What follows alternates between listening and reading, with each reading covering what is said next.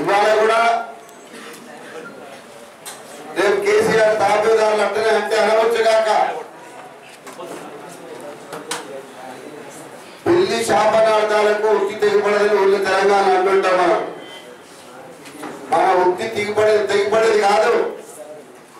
ఖచ్చితంగా రాజ్యాధికారం అనే ఉక్కి మీద ఉన్నటువంటి మీగడని అందుకునేదాకా వదిలిపెట్టే ప్రశ్న లేనే లేదు. ఎందుకంటే ఇవాళ కేసీఆర్ అనుభవిస్తున్నటువంటి ఏదైతే అధికారం ఉన్నదో ఈ అధికారంలో 1997లో పడిన తెలంగాణ మహాసభ పెట్టి యావత్ తెలంగాణకు దశ చూపెట్టినటువంటి మారోజు వీరన్న యొక్క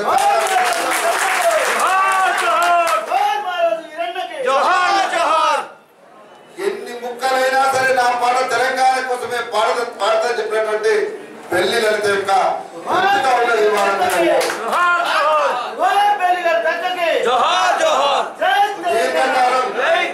దీర్ఘకాలం ఉద్యమాల్లో చేసి నేను తెలంగాణ రాష్ట్ర సమితిలోకి వస్తా, ప్రజా జీవితంలోకి వస్తా, ప్రజల్ని ముందుకు తీసుకొని పోతానని చెప్పి మిలియన్ మార్చిలో ముందు వరుసలో ఉండి ఇవాళ నయీం కిరాతకానికి ఇవాళ బలి అయినటువంటి సాంబశివుడు కొలుపుడు రాముడు యొక్క రక్తము పుట్టిగా రాలే తెలంగాణ. ఇంతకుముందు సైతం చాలా మంచి మాట చెప్పిండు. నిన్ను వెళ్ళే గాయాల మీద తెలంగాణ మాత్రమే కాదు, తెలంగాణ బిడ్డలు కూడా, తెలంగాణ యువకులు కూడా, తెలంగాణ కేసులు పోయినటువంటి యువకుడు ఉన్నాడా, విద్యార్థి ఉన్నాడా, గ్రామాలు ఉన్నాయా?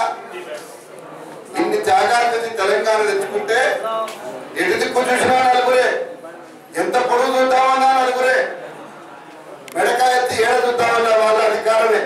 ఇవాళ ఈ రాష్ట్రంలో మంత్రులు లేరు. ఈ మీటింగ్ పెట్టేది కేవలం